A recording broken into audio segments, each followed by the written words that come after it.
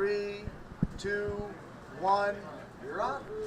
Welcome to the Autosportradio.com 2017 show. I'm your host, Don Kay. We are live from McGilvery Speedway, 30th and High School in the big, beautiful town of Speedway, Indiana. If you're coming in town for the light show at the Brickyard, or if you're coming in for the PRI show, you've got to make a stop to McGilvery's. Great food, and they're getting away from all bar food, so they get some great food. Best servers in the city, and the adult beverages are ice cold. Tonight's show is presented, as always, by Honda HPD, the Indianapolis Motor Speedway, the Verizon IndyCar Series, and the SVRA. A couple of things to mention.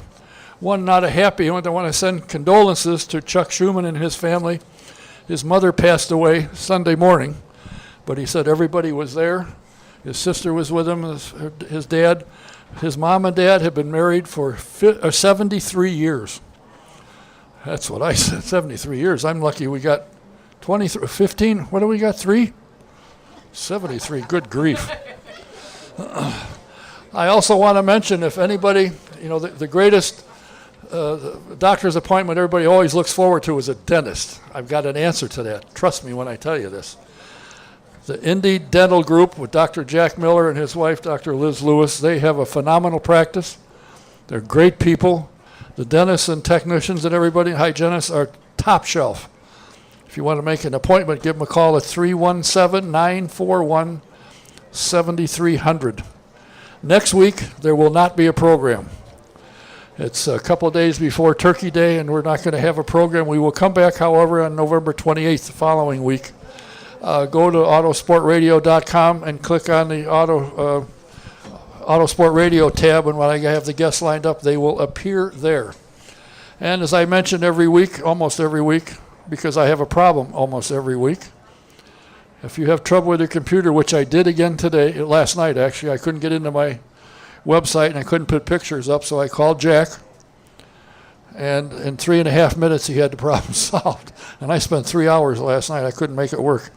Give him a call. He can help you out. Number is 317-328-0766. And I also want to mention that the daily specials are back at McGilvery's. They got some really good ones. And I'm going to recommend something. And everybody has to order it, so they'll have it ready when I want it. They have what's called Nan bread. It is fabulous, and they have a beer cheese that is out of this world. I'm telling you. You've got to try it. Ask for it. You'll love it. And you'll say, gee, pudgy guy, you were right. Now, my first guest is a gentleman that I've known for quite a number of years. Back when I first met him, I had hair. That's how long ago it was. When he was here in June, people said, wow, this guy has really been around. Yeah, he has. He can do almost anything, from designing and building a car to setting it up, to doing the suspension, the fabrication, the welding, and he drives the damn things, and he's won. He's here all the way from Long Beach area in California. He just had to stick around to do this show. Please welcome Mr. John Martin. Thank you. Now, what got you into racing? You were in the car repair business, if I remember right, and you somehow got into racing. How did that happen? Well, the way I got into racing, I was a line mechanic at a Pontiac dealership when I was 19. And I had my MD degree from General Motors.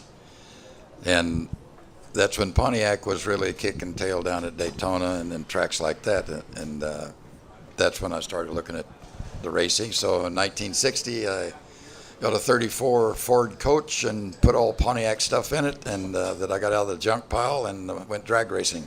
And I won 52 events in 1 year. I won the Gold Cup sweepstakes. You won how many events? 52. In how many years? In 1 year. But here's what I did. I had a Pontiac tow car. So I'd put a number on my tow car, and I'd win trophies with it too. So I won double trophies.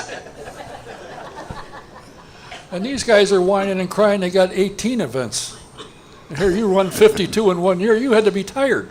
Well, no, we'd race Sunday and Wednesday nights, so it was, two times a week. All right, you went from straight line racing to road racing. You got involved in the initial, I think, startup of the Javelins. Did you not? No, I really started, when I seen the Stingray come out, I seen it in a magazine, And I said, I got to have one of those. So I went right down to the Chevy dealer and ordered one. And, that attracted a lot of company that I like to keep. But I got involved with a guy, and I was building his engines. And it was Pontiac-powered race car he had. So I thought, this road racing looks like fun. So I turned my Stingray into a race car in '64, and I went through and got my regionals, my nationals, and my FIA license all in the same year. I run enough events to do that, and so everybody says, well, you got talent, and I thought, well, that's enough. Yeah, I'll see next year. And so I was next year, I won 13 out of 15 events, was national champion, and I said, that's enough of this, so I went professional. And I built me a USAC Hemi stock car, and the way I went. Did you run against Bay Darnell? Oh, yeah, Bay Darnell, Sal Tavella, Norm Nelson, Jim Hurtubise, oh, yeah, all of them. Oh, yeah. That series early on was really a good one. Yeah. USAC put on a good, Even, put ahead a good series. even Roger Ward was still driving then. Yeah. Yeah. Did you beat him? Did Parnelli you beat Roger? Jones. Well, yeah, I was the king of the road courses because nobody had been on a road course. IRP was the first road course USAC had Yeah. in '66, I believe it was. So I go out, unload my homemade car, and I go out and I set fast time, and I come in, and I was just warming up. I had no idea I was fast time. So all of a sudden, about 3 suits come running across the grass there at IRP, and I thought, whoops, these look like lawyers. I got problems. So they come up, and it was Ronnie Householder. He had one arm, and that he was missing one arm, and he come up and he walked right up to me, and no bones about it. He says, who the hell are you, and where did you come from? And I says, well, I'm John Martin, and I come from Wisconsin. At that time, I lived in Milwaukee. So they go out and they beat my time, so I go back out and I beat their time. So anyway, I lost a bolt in a motor mount, blew an engine that race, so I didn't win it, but it was a runaway. How did you get involved at Javelin? Because I know you drove the Javelin car and you won. I can't remember what the track was, but George Fulmer and Pete Revson were the hot dogs at the time, but you worked on the car and you built one of their cars, if I'm not mistaken. I built all of the cars. I built all 5 Javelins. I built 2 the first year and then 3 the next year. And George Foreman and Pete Revson were contracted drivers. Well, the year before, I took Grandma's car, a little American Rambler, and I got enough points to run to the national runoffs at Daytona Beach.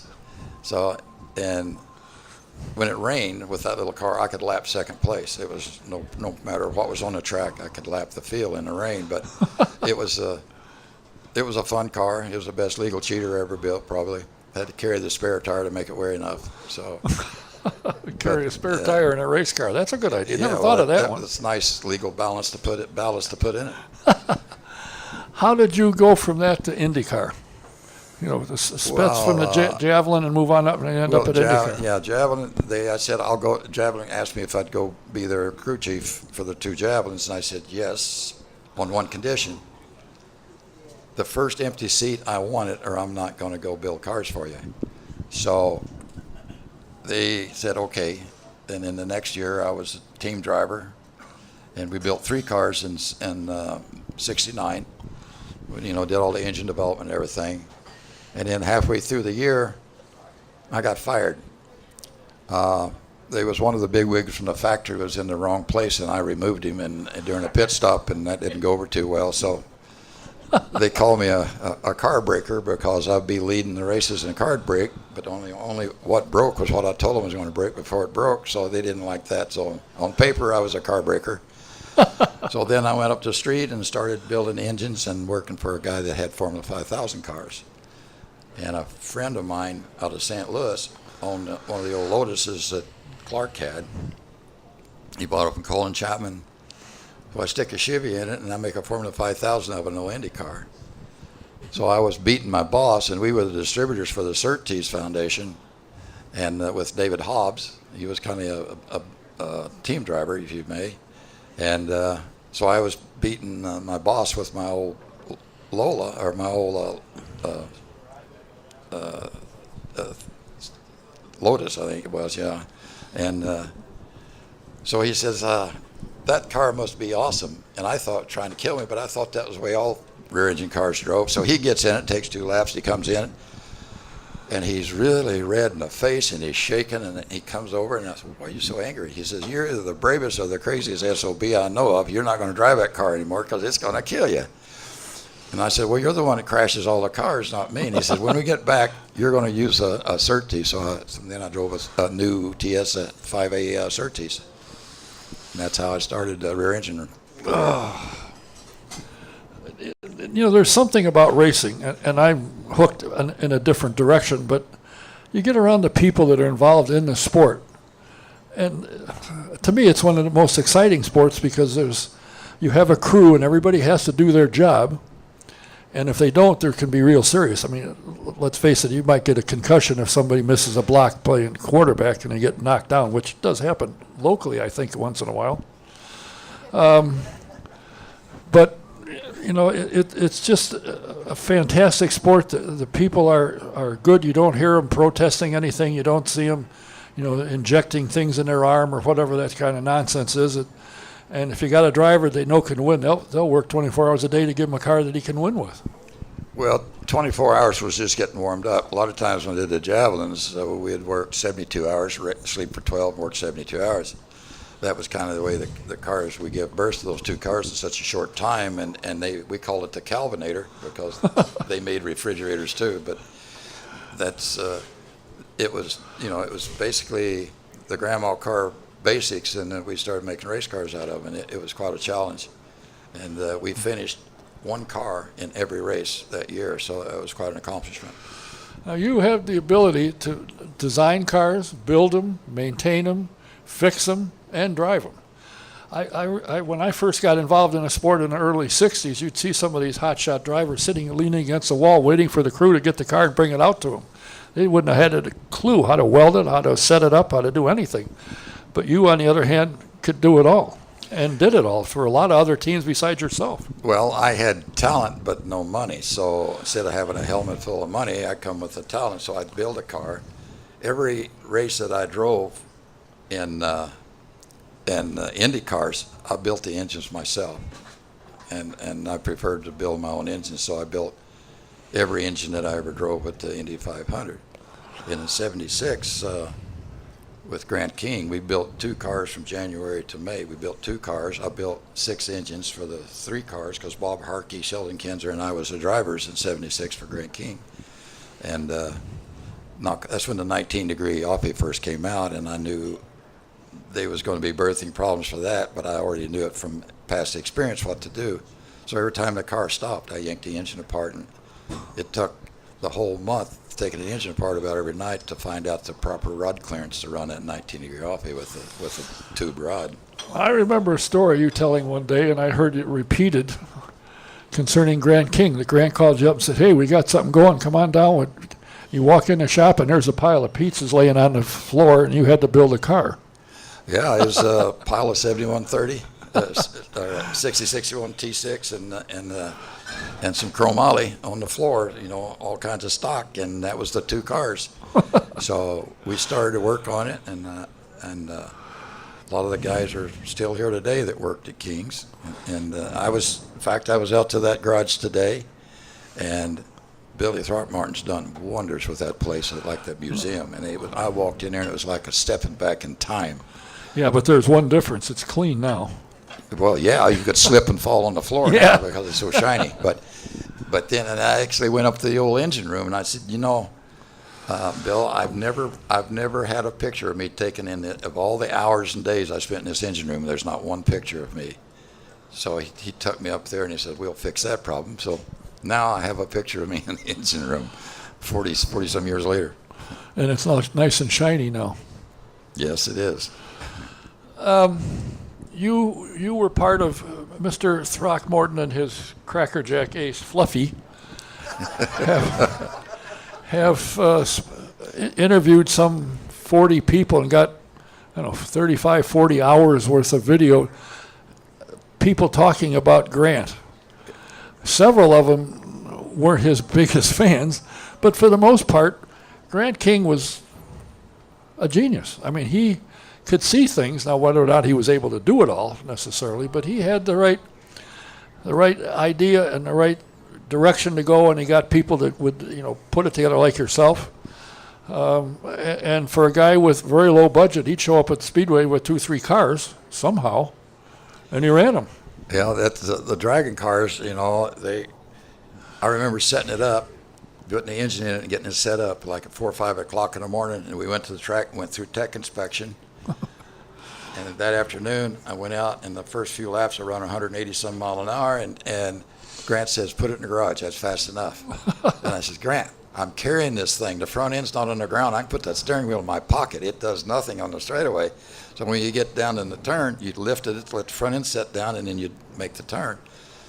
So I qualified the car that way. Sheldon, we had to put caps on his front end to keep the front end down because he didn't catch on to how to set the front end down to go into the turn at 200 and some mile an hour. But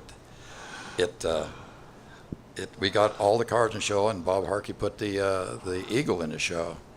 And then I, like every race on, so I built 2 engines for each car for all 3 500s. And then I built all the engines that I drove in the Eagle, and which we run in all the short tracks like Milwaukee and different places. So other than that, I didn't do anything. Yeah, well, that's kind of what I was thinking. When I would come down here with Simon, and I don't know if you drove that year or not, I can't remember. But the one year you did, we're driving for Rolla, you would spend the night in the garage putting the car together because Rolla sure hell didn't know how to do it. And, of course, the only thing I was good for is Dick would want some tools, and I knew what the tools were, so I could hand them to him, and he did the work. And that's back in the day when you set up a car with, you string. Well, I remember that car. I was trying to put the last offie in the race in the 500, just for the record. And I was going down the back straightaway, and with that homemade McLaren copy, the undertray decided to leave the bottom of the car. So when it went down, I switched ends, and I went all the way through turn 3. And then that's when all my old drag race experience come in. So I was doing like a continuous burnout all the way through 3 with the tail toward the fence with the tires smoking. Because I was like a chicken then. Everything went into slow motion. When my adrenaline gets to a point, everything, no matter what speed, went into slow motion. And I remember looking back and seeing the smoke boil off of the tires. And I said, I'm not going to hit that wall. So I got it all the way through the turn 3 backwards and into the short chute. Then I got mad, and I just slammed on the brakes, spun it around the other way, and then stopped, and then 3 tires blew out, kind of burned holes in them.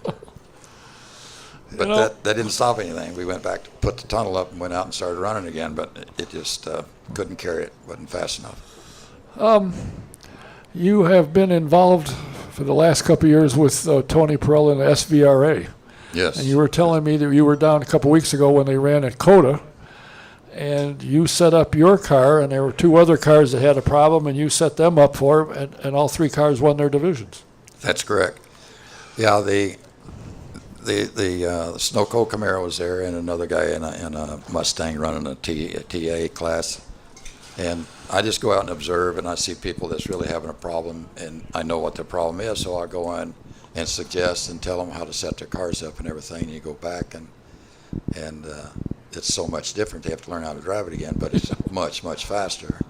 And so that's what I did that for, is I'm going to start trying to do a school at a simulator where we do driving and have the driver to learn what it takes to make cars do what they want it to do, or to do what it's doing now and it shouldn't do. So, and I think that would be a big help to any driver, if he's experienced, professional, amateur, or what, to make them learn more about the car and what changes makes it do what. I have talked with these young kids that are coming up, and they say, yeah, I'd love to run at the Speedway. I said, you've got to understand the car. And you see a lot of them, with at the short tracks, the drivers aren't there. They got the crew that sets the car up, and they just get in it and say, well, it's not doing this, it's doing whatever.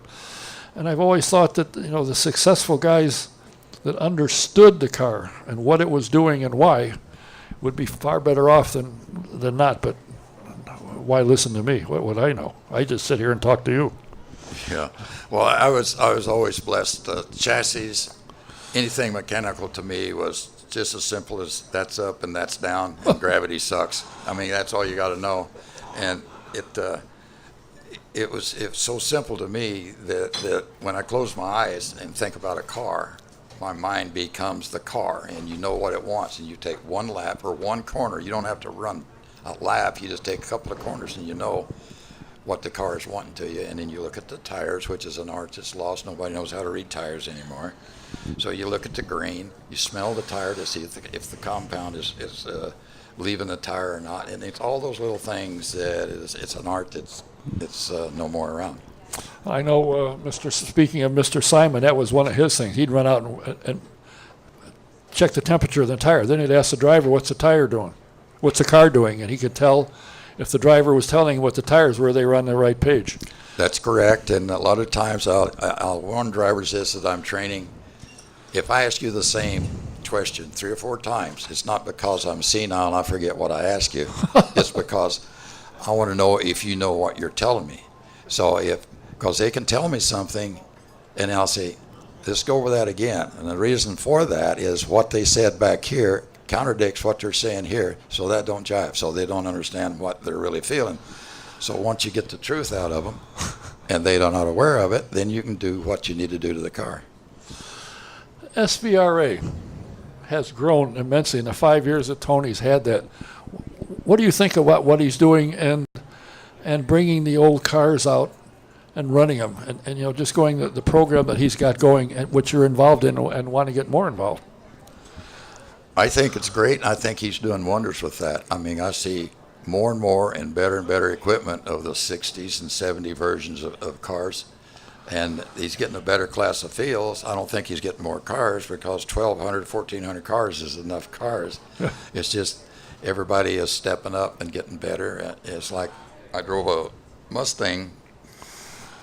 The last time I drove it here, I think it had probably maybe 400 horsepower, and I drove it the other day. It had upwards of 600 horsepower. Ooh. And it was still a Ford Mustang, but that's how they're stepping up. I mean, we're getting, and not only that, I've seen an 8,000 number on the tachometer, so they're turning them tighter and putting a lower gear in and getting more to the ground. You told me the other day when we were chatting that you and Darren Manning are looking to hook up. And as part of this training program you're wanting to do, are you looking to partner with him and use his equipment? Yes, to use his simulator. And between him and I, and then what we'll do is run you so many, and we'll play that by the ear to see kind of what shape you're in or what the attitude or your capacity is. Nobody's the same. Everybody's a little different. So you might run this guy an hour, 2 hours. You might run the other guy 45 minutes to keep the learning curve going up. And it's a simulator. If you lock up a tire, you leave a black mark. The simulator screen is so real, you think you're at the racetrack. And you'll duck going under overpasses and stuff because it looks so real. And then you'll say, okay, you're going around, you got to put it closer. You got to stop. I'll say stop. So when they stop, I say, now look to your left. You look to the left, and here is telemetry all over the wall. So here's what your front spring's doing, your rear springs, bars, tire pressures, and all that stuff.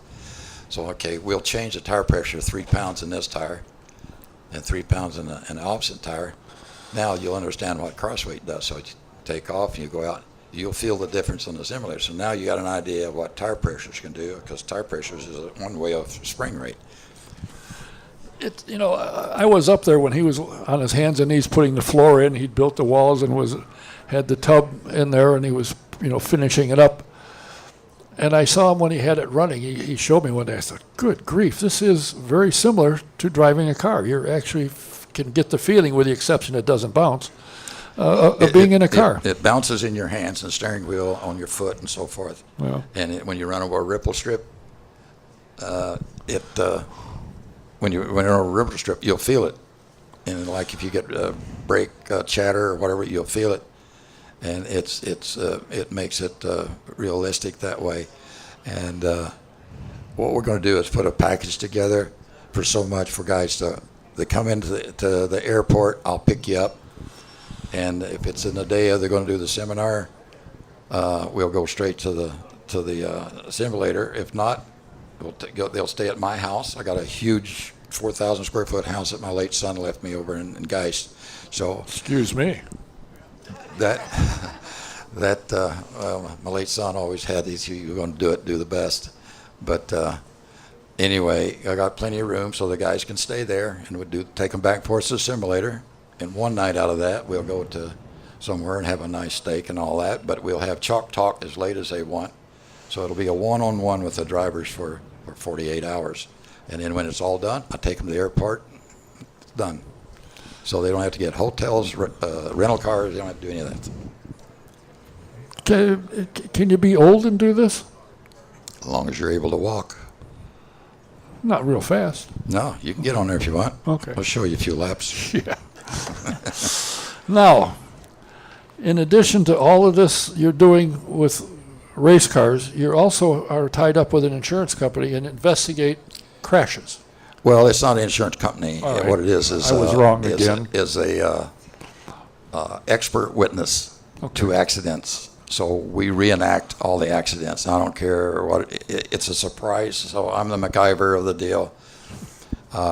If it's a broken neck or a death or a rollover, I'll recreate the vehicle and simulate the crash and get it on film and have all the telemetry on it so it knows what happened in the real deal. And then that's the witness takes that to the court. And a lot of times with all the evidence that we have, it don't go to court, it's settled. So the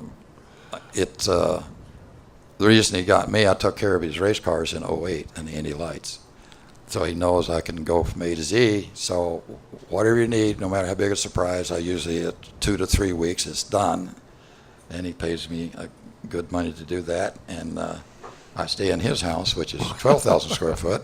And it has a shop right there. So I can build and make everything right at his place.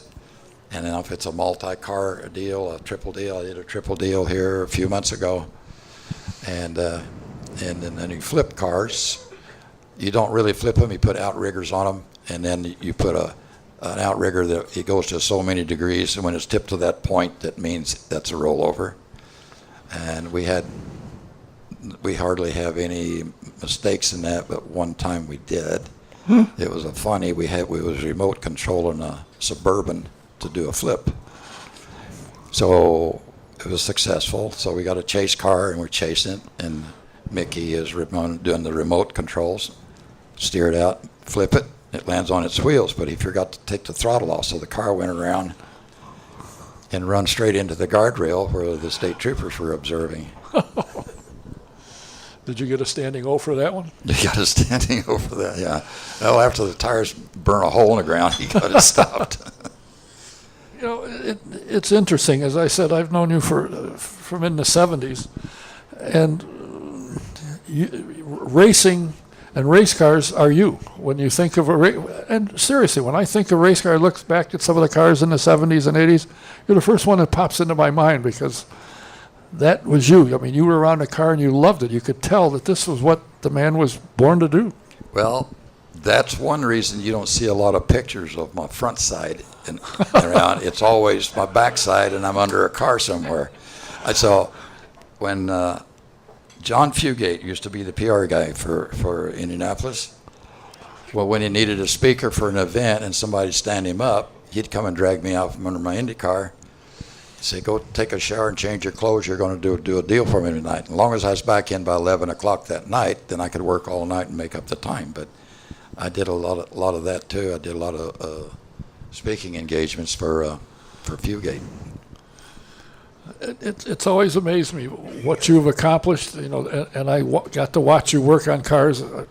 I was a dummy with a hat on trying to be inconspicuous, peeking in the garage door, watching you work and watching some of these other guys who didn't work, and found it very interesting. And I think, to me, the epitome of being a real race car driver is the way you went about it. You understood the whole thing. So when you came in and you had an engineer that was sitting listening, you tell them what was wrong. You knew what was wrong, and you could tell them so they could fix it. Well, that's true. I did a lot of little one-lap tests for a lot of people, And I remember, I won't mention any names, but I took the car for a lap. And I come back in, and I says, the best thing you can do to this is take a torch and cut it in pieces and put it in a garbage can.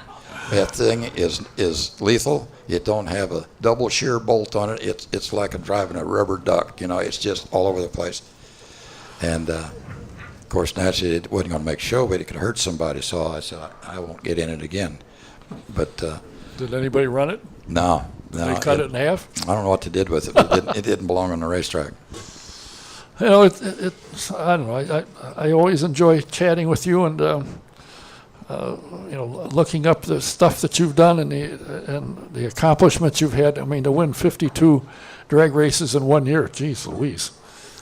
Yeah, I had a lot of trophies. One year I was here. My late son was a little kid. He was very innovative. You know, later he was in '99. He won the Indy Light Championship. He had a 3-car team, and he won 1, 2, 3. And that's the first time anybody ever won the same team, won 1, 2, 3. But anyhow, I was gone, and I came home, and I seen all my old trophies, all the gold cups, and all that stuff, and all the cars were gone off of it. And he took the cars and made an Indianapolis grid with all the cars he got off of my trophies. Interesting. There's something about the sport of motorsports that to me is fascinating. I think for the most part, most of the drivers are approachable. Certainly in IndyCar they are. You know, it's just a fun thing. The crews are available. If you got questions, they'll generally answer, unless it's something to do with something that's a secret, which isn't that much. But it's always been fun to be around. Yeah, I still get to this day get a lot of calls. Somebody will be somewhere at a racetrack in New York or Connecticut or somewhere, and they'll have a situation. And I do a lot of chasing and information by telephone when they get a hold of me.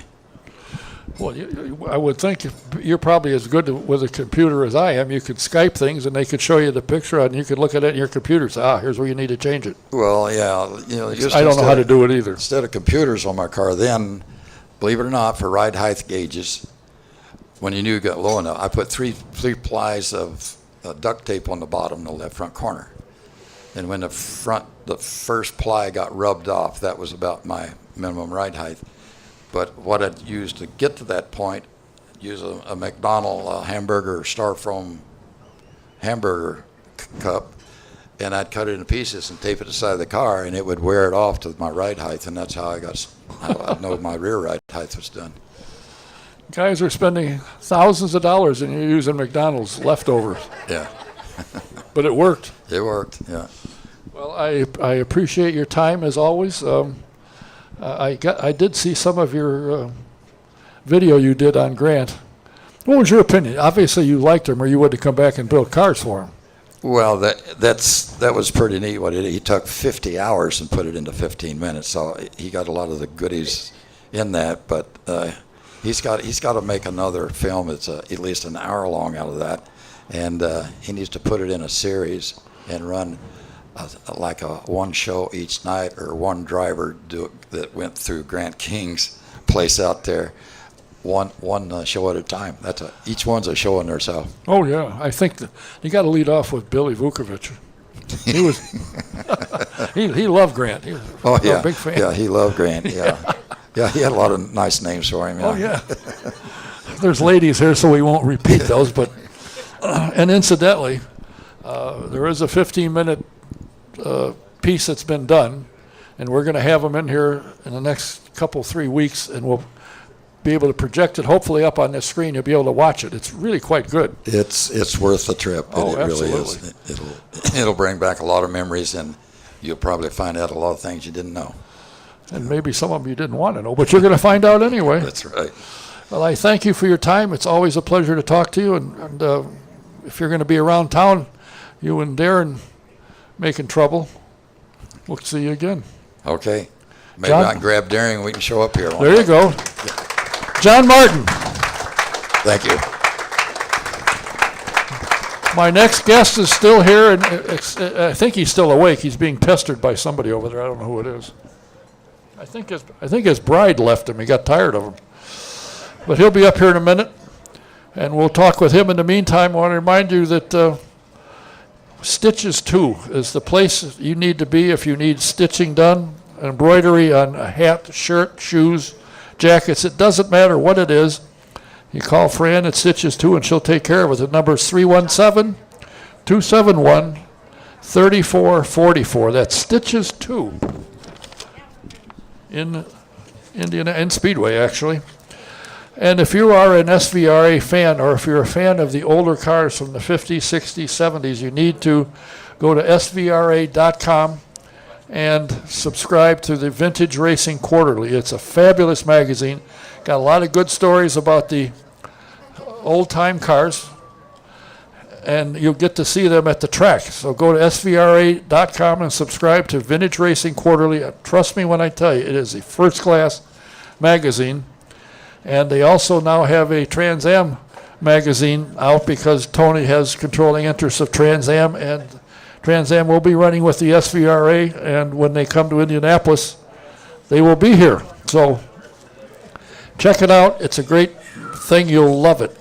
Also want to remind you that if you are looking for a car, a Chevrolet, why not go up and check Sam Pierce Chevrolet? He's up in Daleville. You got to go to the country to see why the best prices are, in fact, in the country at Sam Pierce Chevrolet. Just take I-69 north to exit 34 and go east 1 mile, and it's on the right. You won't miss it. And he has the biggest flag when it's up on a flagpole, the biggest flag in the state of Indiana. It's huge. So go see Sam. And when he sells you a car, he doesn't stand behind you. He stands alongside you. Is it time for insurance for your home, your car, or if you got a commercial property you need insurance for? Mike Pardee at VP Insurance can help you. They're located at 5004 West 16th Street in the beautiful town of Speedway. And Mike will help you. And if you got a problem, he'll help you fix it. And you might find that you get better coverage for less money with VP Insurance. So give him a call. The number is 317-248-0070. That's Mike Pardee at VP Insurance. 317-248-0070. And Christmas time is coming. And let me give you an idea. You want to have a company party and you need to organize everything? What you do is you call Tony Meyer. She can help you. She can arrange everything, and you'll love it. You can call her. Her number is 317-515-7929, or her email is tmeyer, M-E-Y-E-R, indy63@AOL.com. I want to mention that on Friday, December 8th, from 6 to 8, and Saturday, December 9th, again from 6 to 8, there's going to be at the Grant King Shops and Throckmorton Racing events, there's going to be a dinner. It's going to be catered by McGilvery's. It's $25 a person. It includes a personalized shop tour, horses, duvers, and beer, and also available only as a cash bar. So they need to RSVP. The email address is grantkingshops@gmail.com, or you can call 317-820-3595. And I hope it's not Fluffy's phone, because if it is, she won't answer it anyway. But we'll talk about it in the coming few days. Now, my next guest is a gentleman who has been around involved in motorsports for many years, like most of us, except for Howdy. He just is new to it. His father was an outstanding driver, Ronnie Duman, a phenomenal driver. His son, Rick, became a crew chief. He worked for Clint Bronner at one time, and then as a crew chief for PDM and Marty Roth, he won, of all things, the Clint Bronner Award. He now has a company, as it says on his shirt, Duman's Fourth Turn Restorations. He has, 600 cars? I mean, you got a boatload of cars that are all being rebuilt in various stages, and it is fabulous. If you ever get a chance, talk to the man, go out and take a look. But please welcome Mr. Rick Duman. Thank you. One of the sad things about this whole thing is, you know Bill? You know Bill? Which Bill? Sitting right here.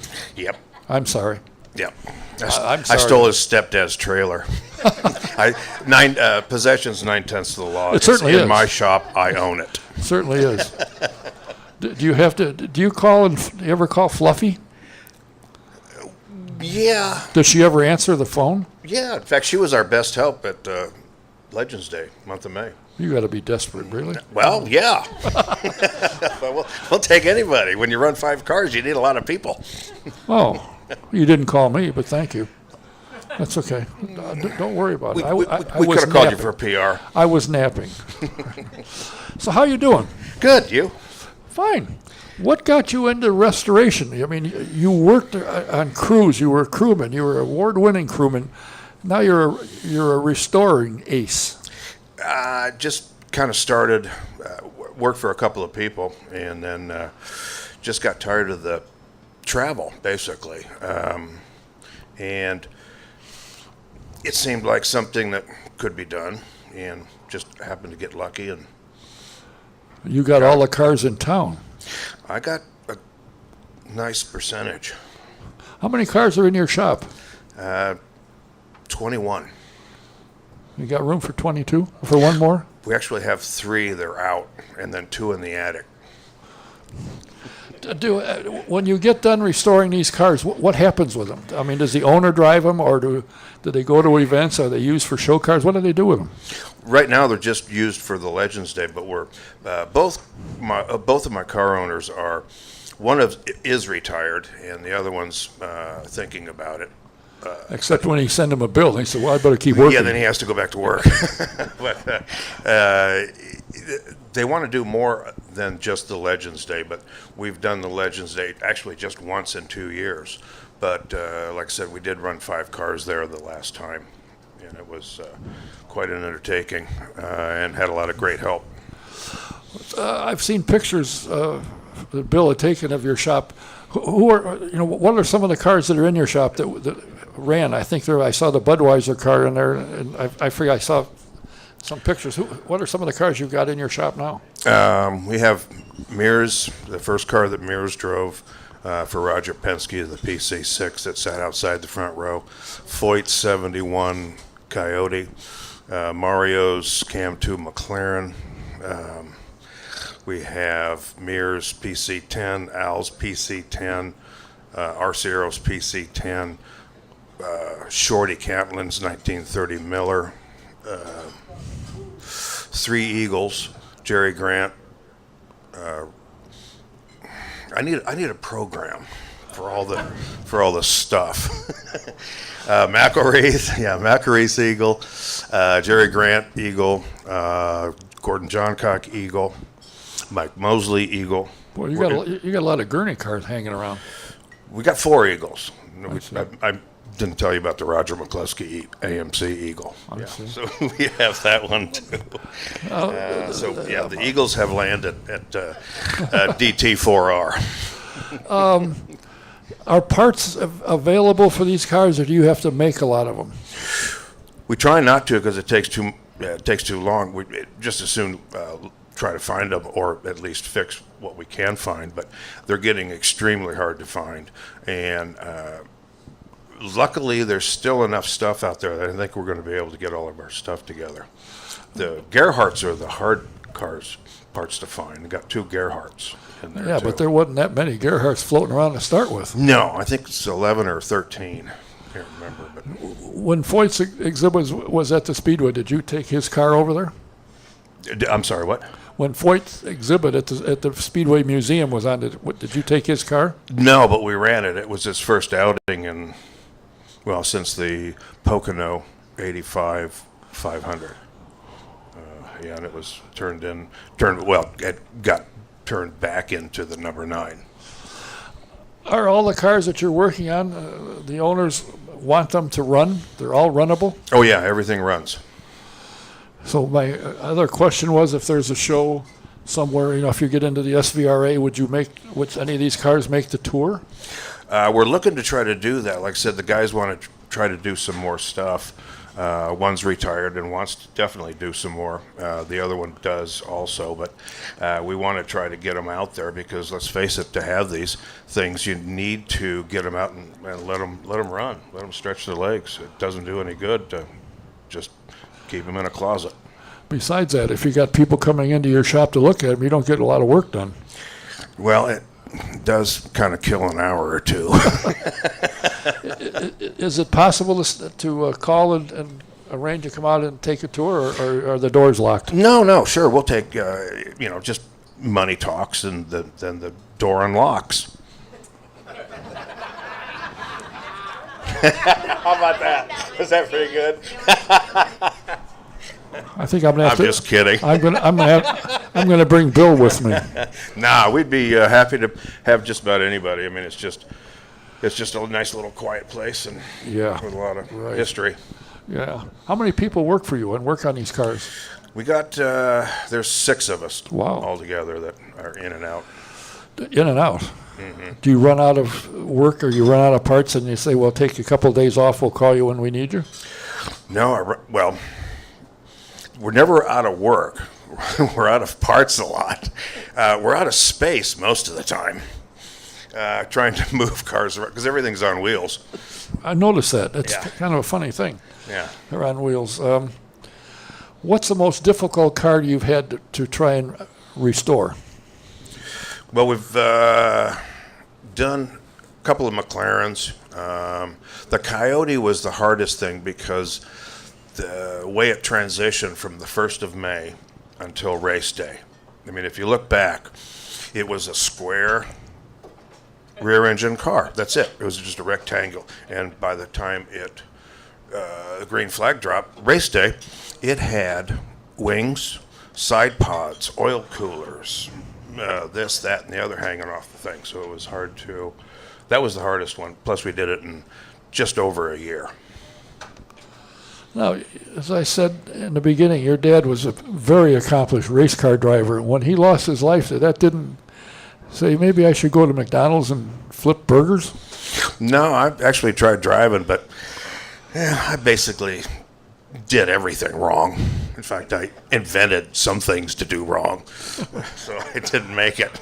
So I figured that working on them, that's the next best thing. So the story about the apple doesn't fall far from the tree isn't necessarily always true. Well, no, but mine kept trying to get kicked out from under the trees. What got your dad started in racing? I mean, as I say, he ran, 65 or 67 IndyCar races and was an accomplished driver. What got him going? How did he get in behind the wheel? My mom thought racing was neater than football. Well, okay. Well, he was a semi-pro football player, pretty good football player, but they went to a race, and she thought that was neater, so Dad said, I can do that. And he did. And he did well. Yeah. Yeah, He was a professional racer for 17 years. He Yeah. he was a good And, guy. Yeah, back in the day when, it was kind of like the turret gunner of a B-29. Yeah. Now, I've heard a rumor that there's a possibility that a couple of the cars will come out of your garage and you've talked to John Martin to drive one. Well, that rumor, I heard it just in passing. Yeah, but you weren't passing fast enough, so Well, you heard apparently not because I heard it. No, actually, one of the owners wants to get some guys in it and run some cars. So we may need to hire a lot of people in this room just to get them it. going. You're kidding. There's, other than Howdy Bell, I can't think of anybody else. I don't know. I see Eldon over there. Eldon, Gary Miller. Yeah, I see some guys back there. Yeah, I think Charlie would look good in a car too, except Yeah. she's looking at her phone right now, so Yeah. never mind. Your goal in doing this is what? Just the satisfaction of building a car and putting it back to the way it was when it was, original? Yeah, pretty much. And then, of course, making money for everybody else except me. Well, that's I'm a the real only guy that good. doesn't get paid That's a real good plan. most of the time. That's a real good plan. I bet your wife feels good about that too. Is she here still? Oh, no. She found out. Damn. Well, I noticed you split the meal, so I thought, well, maybe things are a little tough. Yeah, I guess I'm washing dishes. What got you into restoration? It just seemed like a neat thing to do, to keep involved. Plus, you didn't have to go on the road. I mean, I've been traveling since Dad started. I mean, I've been to almost every race that he ran for 17 years and then went with everybody else after that. So, I mean, I've been more places than most people can count. And probably don't want to count. No. I see. I mean, Langhorne was one of my favorites. Used to love the place. Yeah. Played under the scorer deal. Kind of like Milwaukee. Yeah. The score deal. Yeah. Who were some of the kids that were running around when you were back in your youthful day? The roadies that were there for a while, McElreese were there. It wasn't really that many. Well. Rhonda and I we were there by ourselves a lot. I see. Yeah. That'd be a lot of fun. But there was others. I mean, I just can't think of them right now. But Yeah, I've got the same problem. yeah, yeah. I can't remember what I had for breakfast. I bring my sweetie with me because we start driving down the road. She said, "Where are you going?" I don't know. I forgot. Yeah, can you remind me? If somebody wanted to come by your shop, where are you? Brownsburg, 489. We'll just go around. Oh, We've rented 2 units from John Force. It's right behind Ray Hall, Letterman, and we're 489 South Point Circle, Unit 500. can you just come and go? Or do you prefer they call and let you know they're coming so you can Well, shave? calling's nice, but the door's open. But like I said, with enough money, we can Okay. actually open it. Really? Yeah. I don't I think mean, I got to make a check here somehow. well, I don't blame you. And your wife's going over there saying, "Yeah, you damn well better." She's pretty pissed probably right now because she found out I didn't get paid again. That's what's fun about motorsports, though. Yeah, you do it for the love of it. Oh, of course. Right, John? Eldon? Gary? And the strange part is a lot of people even today think, God, these guys are making thousands. You'd be surprised the number of drivers aren't making squat. No, and the cars are nice, but all the money's in them. Yeah. Yeah, it's really nice. I mean, I really enjoy it. Can't wait to get more cars in there. Have you talked to the neighbor that you have where you'd like to cut a hole in the wall and suggested they might want to leave? Well, we're kind of nudging them, kind of in that direction. And the owner's wife actually mentioned that when they came for a visit about a week ago, you need more space. So, Gee, yeah, really? hopefully. Oh, yeah, she did. Yeah, she was all for it. He wasn't, but she was. So where do they reside? If they came by the shop, but they don't come around very often? Are they out- No. I In said, fact, this is the first time they've been there. What the hell do they do? Make money. Well, maybe you ought to go over there and hang around so you Well, can figure out how it works. maybe some will rub off. I think it already did. I got his cars, Oh, okay. or at least some of them. All right, I see. Well, I know it's interesting. You notice I have scars on me because Bill has been pounding on me to get you to come in here. He said, "You need to talk to Rick." I said, "Rick didn't want to talk to me." "Oh, yeah, I'm sure he will." Don't tell him how much I paid you to come here. Okay. Well, I can pay the. Well, no, I can't do that either because that wasn't enough. Okay, yeah. Got anything else? No, well, I think if we negotiate with Fluffy, she There you go. throws it out. I tell you what, she was great help. Really was. Doing what? Everything that the other guys didn't want to do, which was basically lift and tote, run and carry. She was great. She was. I swear, she was great. I've seen her walk. I can't imagine running. Yeah, well, just step out of the way. Oh, boy. Because she'll knock you over, especially when she's carrying that air tank. Oh, boy. I don't know. I don't get it. But anyway, Well, we had to pressurize the fuel cell in the Coyote because we couldn't get the thing to fire. So, because all the fuel's on the one side and there wasn't anything getting back to the turbo. So we had her go get it because everybody else is dead, and she ran back with that thing, got her going, and fired up, and the thing ran. well, the only thing you were missing there was Foyt's suit that had the nitrous in it, and then it would have fired right up. But then we probably would have scorched a piston. Yeah, that's true. Oh, well, I tell you what, it's interesting. I want to get by your shop one of these days. I'll have to get clearance from Bill and the chief back there. to come by. Yeah, anytime. It's interesting. The world of motorsports has so many facets to it. That, I suspect that when you were working your way up and work your way up to crew chief, it never crossed your mind, I don't think, one of these days I'm going to be one of the better restoration businesses going. If I'd have known that, I would have saved every part that Don Brown fixed in the backyard and everybody else that was ever in the backyard. You know who's got a lot of old parts? Of course, he's an old part too, is Eldon. He's probably got parts. That's who I was looking at when I was saying it. Yeah, I mean, all the bulkheads, all the skins, I mean, the wings, everything, all the stuff that was ever built or fixed. I would have tagged it up and saved it. Let's face it, I'm a product of a person from the Depression. She saves everything, and so do I. Well, nothing wrong with that. No. Until your wife says, "What in the world are we doing with all this junk?" Now she said, "Shouldn't have had him throw that one away. He needs it." Yeah, that was my mom. She saved everything, so basically I kind of took after her. But I'd have saved every scrap piece of anything had I known there was going to be a market for any of this stuff. I mean, nobody knew this back then. I mean, we were tossing stuff left and right, really stupid. And recently, the cars, when they crash them, they look at it. And Yeah. Because I'd go down to Sinden's place, and they had all kinds of broken pieces. And people want, "Hey, can I get a rear wing? Can I get a..." Yeah, help yourself. Yeah, and they used to hang in the bars. Yeah. And then they made quite a bit of money duplicating those pieces and hanging them in other bars.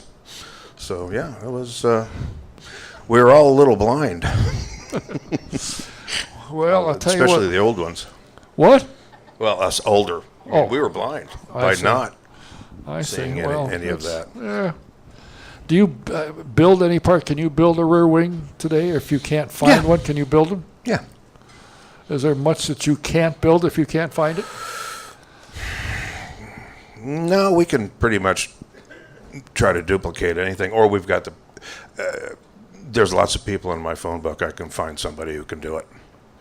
We still Yep. got a lot of friends, believe it or not.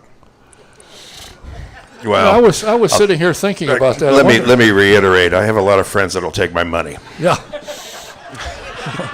or the car owner's money, because I ain't got no money.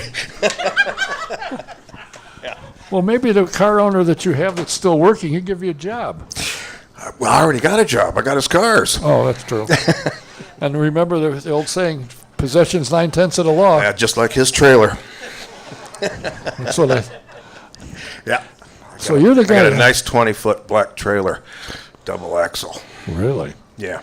I changed the locks on it so he can't get it. And I've listened to him griping about that for a year. Where the hell is my trailer? Yeah.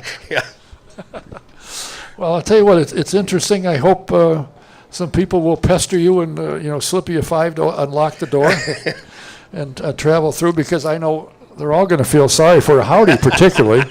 He'll probably drop a hun on you as you walk out the door, so that you can eat tomorrow and feed Yeah. the missus. Well, I feed her first. Yeah. And you hope something's left. Well, that way she doesn't hit me.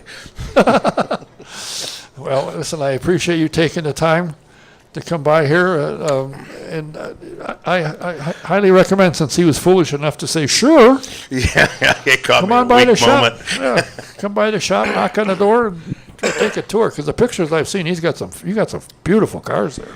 Yeah, we'll actually uncover them for you too. That's another $5, though, isn't it? That's Yeah, another I think $5. it's a couple. Yeah, it's a couple extra. Yeah, a couple little extra fins. bucks. You know, Yeah, little, I understand. little something there. But yeah, it's we've got some pretty neat stuff back there. The obvious question: you finish a car, it's ready to go, and it's sitting there, and you need room for cars that want to be worked on, and you don't have room for it. We're right now we're looking at the rack system to actually stack them up. Fork truck. We need to get 12 to 15 off of the ground pretty quickly. And you need a forklift to do that. Yeah, and then the racks. Have you got a forklift? No. No, I saw one. I think it was. Anybody out there got one I can borrow? Possession's 9/10 the law. You got one you want to get rid of? I'll take it. Well, I used to have one, but it just got tired of it. Yeah. I drove one once and I ran into the rack and they said, I think you better park it. We got another job for you. Yeah, they turn real quick. You got to be ready for that. Well, But yeah, we're looking at racks right now, as a matter of fact, to get the at least 12 of them up off the ground. And the racks won't take up too much room, so you haven't still got a problem. You haven't got a place to put the cars. Well, we're still looking at what the missus said. We need more space. We need a bigger boat. Yeah, that's good. The missus. Mrs. You. Okay. Well, I No thank names. you. Yeah, and I thank you for your time coming by here. It's interesting. I hope people will take the time to go over behind Ray Hall Letterman. Was it 485? 489. 489. Stop in, knock on the door, wave a 5 in there. He'll run to the door. Yeah, there's a tip jar right there. Just put it right there. I know. Just kidding. I know that. Not. I got a call from Fluff. How long are you going to be there today? I said until about 1:30 or so. Oh, we're coming. We'll be there for lunch. 2:45. I left her. I called twice. She didn't answer. I called Bill twice. He didn't answer. He called me back and said, "Well, it's too late." No kidding. But he said he couldn't go out to eat today because they'd left so much money to get into your door. Yeah, that he was, yeah. Well, he was there out was of cash. 3 of them. Yeah. Well, thanks for your time. Enjoyed chatting with you and seeing what you're up to. And I've seen the pictures of the cars. They're spectacular. Yeah, come by and see us. We'll do that. All righty, thank you, Don. Rick Duman. And the name of the business is Duman's Turn 4 Restorations, 489 behind Ray Hall Letterman. Go stop in and take a look. And you're dying to come up here. And I'm going to be sorry for this, I can assure you. Well, you too. No, not you. Chatterbox, I know that. Now, I had mentioned early on that there is you don't have to do anything, just stick it in your face. No, never mind, don't do that either. That the Grand King shops are going to be doing special events, which will be catered by McGilvery's, so the food will be good. Tell us what you're doing. Okay, so PRI is coming up. A lot of our friends from out of town are coming, but of course, we have a lot of friends and family that are in town. Former friends. Well, some of our friends besides Dawn. So we are having an open house or an event at the Grand King Shops, which would be an opportunity for those who have not been able to partake in some type of the history that John Martin has told us about. Also, in the essence of we talk about preserving history, this is a place to be. And Angela from McGilvery's we've partnered up, and we are doing an event. Two events. Two events. December 8th and 9th from 6 to 8. We're having an event at our shops. RSVP. RSVP. RSVP. We have limited space, limited time. It's 6 to 8. Hors d'oeuvres. There's going to be beer included. Cash bar, so you can come and enjoy yourself. But we need an RSVP because we are limiting the time and the space. Hopefully, between the 2 days, we're looking at maybe 80 people per night. So you need to, if you're interested, make sure you respond to us as soon as possible. And the email address is Grand Kings Shops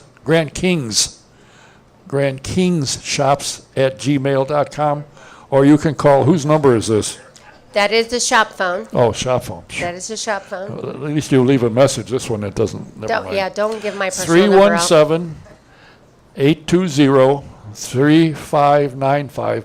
Make a reservation. If you haven't been down to see the shops, it's spectacular. As John told you, who worked there, it's like it used to be, except it's cleaner. We'll post on my Facebook. We'll post on my Facebook the information to RSVP. And your Facebook address is? McGilvery's Pub and Eatery.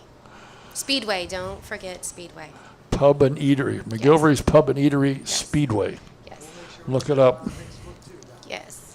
So, and then also we have managed, I believe that John Martin and Linda Martin will hopefully be in. So there's going to be it's a plus. If you watch John Martin tonight and his rhetoric of knowledge and history, it's great to him to be there and to meet and greet. You're going to stay here for Turkey Day? You're not going out to the left coast? I'm sorry? He's got. Did he leave $5 for Rick when he went in? He must have it if he's flying back and forth. It ain't cheap. But speaking of Rick Duman, what a wonderful. I know. I'm trying to think of the good word because he gave us so many words. Is what he does for a history of preserving the race cars. And we sit here and, he has people that pay him to he does it as a love of our motorsports, and that's what we do at Grand Kings, and what Rick does. It's just, I'm sure that Duman's people and Rick will probably be here for one of these events. It's just an opportunity not only to see the shops, but also to talk to people in the history of motorsports. Well, let me suggest that as many people as possible go over to the Turn 4 restorations. He needs the $5 from each of you so he can come to this thing, and bring the misses. So, and what are you preparing from McGilvery's? What are you bringing besides cold beer? It's a surprise. Oh, surprise! It's a surprise. You got to bring the. You know what, Don What? Kay? Well- If you can help us get those 80 people, I will bring non-bed and beer cheese for you. I will commit to that right here and now. I don't believe it, but I tried to order it today. No. Well, we will have, it's catered by McGilvery's, and you get, includes a personal shop tour by Bill Throckmorton, we are, obviously, if you've followed Don Kay's wonderful Autosport radio show, you would know that we're doing a documentary, which you mentioned tonight. Thank you so much. But you'll have a personal tour of Bill Throckmorton, and then the hors d'oeuvres and free beer. We do have a mixed drink bar, cash only, and it's $25 to get in for there to come down and experience something that is in the making where other people are trying to preserve history. It's a matter of preserving history. I'm going to mention something else. It's in January, but it's going to be hosted here, and that's the Chili Bowl party. This is the place to watch it. They got 2 big screens and televisions everywhere. You can see every piece of dirt, where it flies and who it hit. It'll be here. They're going to do it, and I think it's early this year, January something. 13. January 13th. And so you mark your calendar, which you won't, neither will I. I'll forget. But you can go to McGilvery's Pub and Eatery Speedway Facebook, and I'm sure it'll be on there. But this is a good place to watch it. We've been here the last couple of years to come down. Doing the See. chili buffet again. We have a Doing a chili chi- buffet, and Ooh. all-you-can-eat chili buffet for the Chili Bowl every year. And And- this year, we're hoping to also do a fundraiser. Yes, for the Rich Vogler Scholarship Fund. Eleanor Vogler, who is the mother of Rich Vogler, who has maintained Rich Vogler Scholarship Fund, who has provided educational scholarship funds for over $350,000. She gives out $1,000 for recipients a year, and we will have Eleanor either via, because she's going to be at the Chili Bowl personally, because they are honoring Rich because he was the first winner of the Chili Bowl.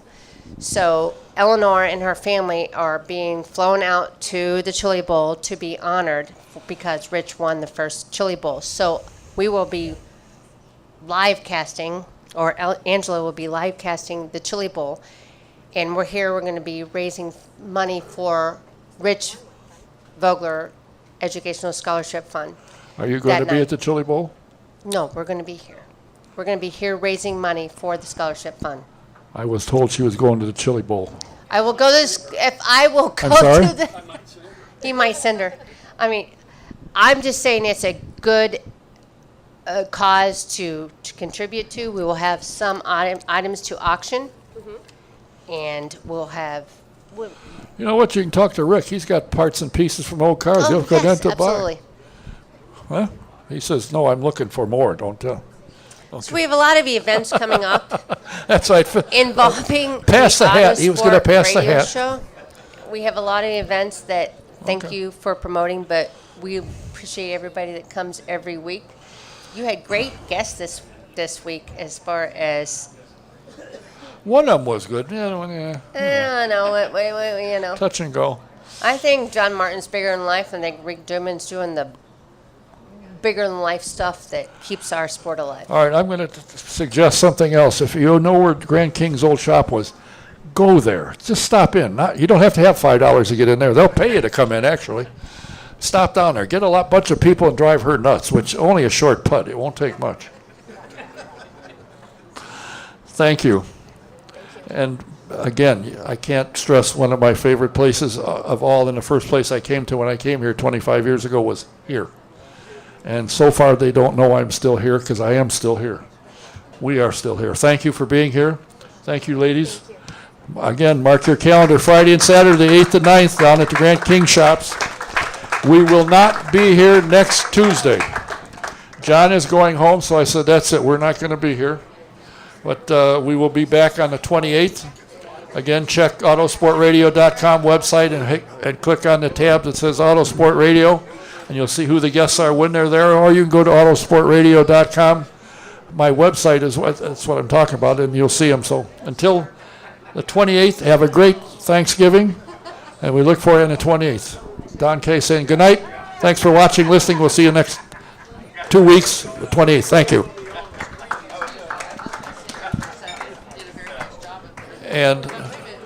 And Gary and Lisa.